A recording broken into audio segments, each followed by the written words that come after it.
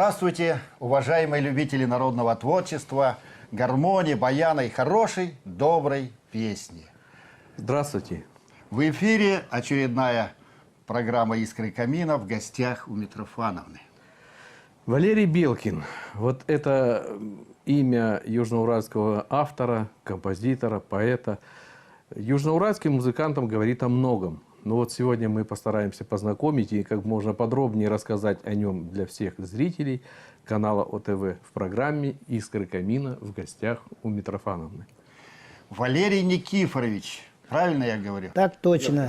Человек, с которым мы знакомы уже давно, и вообще все движение гармонистов в Челябинской области неразрывно связано с этим человеком. Я за тебя не буду говорить, расскажи вот немножечко о городе, о себе. В свое время Курчатов и Берия искали место, где создать центр производства урана-плутония для того, чтобы сделать вот эту оборонительную защиту, чтобы изготовить оружие, которое было бы не хуже, чем в Соединенных Штатах Америки. Надо сказать, что Валерий Никифорович живет в город Озерск Челябинской области. Ну, это закрытый город, поэтому вот такое... И там выпускает вот такое запретное оружие, как гармонь. Или нет? И сразу же скажу, что когда-то у меня в клубе было 15 человек. Сейчас я остался один гармонист в городе, который обслуживает, так сказать, ветеранские коллективы. И вот я с 1947 года живу в городе, приехал в 1 класс. Отец был бухгалтером. Его как раз взяли с Карабаша, как далеко от всех развитых мест грамотного человека. И он занимался как бухгалтер со сведениями особой важности. Мы там все 5 братьев закончили школу. Все 5 братьев, и отец, и мать, играли кто на каком инструменте. Гитара, мандолина, балалайка. Вот гармонии не было. И отец, у него была мечта, чтобы кто-нибудь из сыновей играл бы на гармошке. В 1937 году отец все-таки попытался и обменял 2 ведра картошки на гармонь в Тютнярах, поселок. Но через месяц оказалось, что тяга к еде больше тяги, чем к музыке. И пришлось гармонь снова продавать, причем уже за 1 ведро картошки. Но я вообще-то со студенческих лет на гитаре 7-струнки играл. И когда я уже ближе к пенсии, вдруг начал сочинять романсы под гитару. Когда на пенсию вышел, надо было чем-то заниматься, и решил таксировать. Но в город, маленький город, да к моему несчастью, все автобусы ходят вовремя, через каждые 10 минут. Никто такси не пользуется. Поэтому пришлось выезжать, а тогда вот я первый получил в городе разрешение на право таксирования. Вдруг ко мне обращаются 2 женщины и говорят: вот мы с вами едем на обувную фабрику 4-й раз, и вот мы вас вылавливаем на площади, чтобы вы нас довезли, потому что вы все время едете и какие-то мурлычите песни, а мы 40 лет в хоре ходим, ни разу не слышали их. Вы их где берете? Вроде бы слова хорошие. Но я объяснил, что мне от нечего делать, сам пишу. И они меня сразу познакомили с Морозовым Анатолием Ивановичем. Прошу прощения, Да, а Иван да. Антонович Плешивцев, это там, вот это время, когда Да, вы познакомились? да, вот там мы познакомились в Кыштыме, да. в Кыштыме. Он тоже в этом хоре был, подыгрывал там, пока Морозов попозже приходил, он немножко разыгрывался с этим коллективом, разогревал.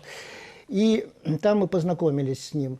И вот как-то Морозов говорит: конечно, хорошо, если ты сам пишешь, ну, в чем он тоже сомневался еще, естественно, напиши какую-нибудь песню в нашем коллективе. Назывался коллектив «Рябинушка». Вот. Я через 4 дня принес ему текст и музыку. Вот. Он послушал, они потом много лет как заставку делали эту песню, ему понравилось, он взял в работу. Но он мне сразу сказал, что дело в том, что у тебя многие песни такие заунывные, романсовые и так далее. Ты купи гармонь, и у тебя там балдежные песни пойдут. Частушки, сатирические, всевозможные. Ну, так как он профессионал, Я его послушал, вот и купил гармонию, уже будучи на пенсии. Ну уж если мы об Иване Антоновиче заговорили, может быть, песню послушаем? Мы разыскали видеофайл, ну, немножечко качество, может быть, хромает, но я думаю, это стоит посмотреть и вспомнить, Конечно. и послушать. Чулане гармонь сохранилась, осталась от деда с войны. Скажите, ребята, на милость, гармошки уже не нужны. Пустите, пустите гармонь микрофону, певучий ее голосок. У русского сердца гармошка как дом, я жить без гармошки бы не смог.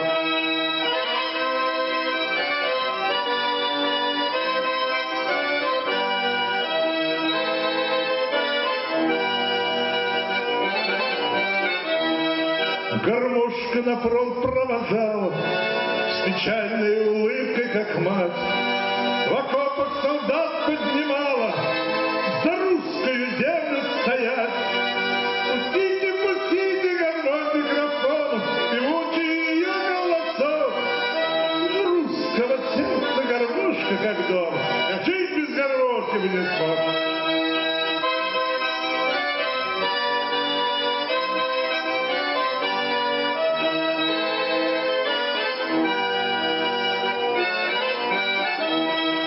Гармошка о доме напомнит, а пальцем до слез доведет, частушку о жизни исполнит и в самое сердце войдет. Пустите, пустите гармонь микрофону, певучий ее голосок. У русского сердца гармошка как дома, я жить без гармошки не смог. Пустите, пустите гармонь микрофону, певучий ее голосок. У русского сердца гармошка как дома, я жить без гармошки не смог.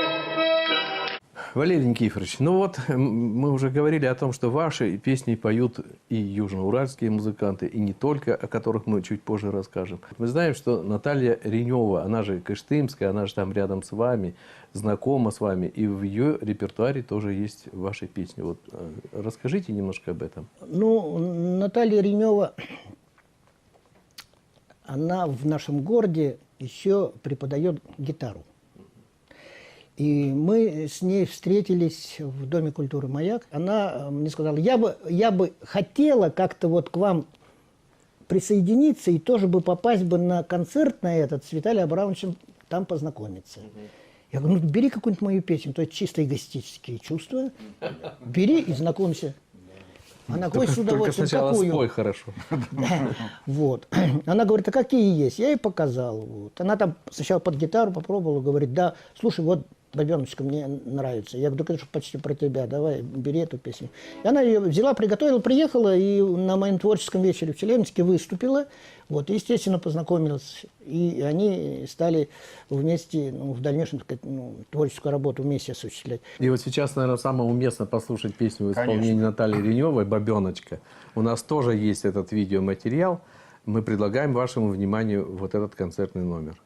Листочки клейкие на ветках тополя, лед на реке трещит, пришла весна, а я бабеночка со счастьем около, я и не вдушка, и не жена, я бабеночка со счастьем около, я и не вдушка, и не жена, за речкой синею гармошка звукая скликает вечером кастрюль любви. Я одинокая, я разведенная, и все ж гармонь меня к себе манит. Я одинокая, я разведенная, и все ж гармонь меня к себе манит. Тревожит душу мне ее страдания, к ней на свидание тайком приду.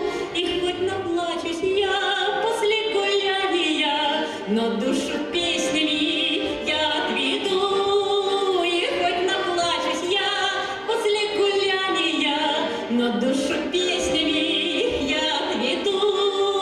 Я на мужчин теперь гляжу с опаскою, хоть чувства нежные кипят в груди, я переполнена душевной ласкою, хоть с опозданием любовь приди.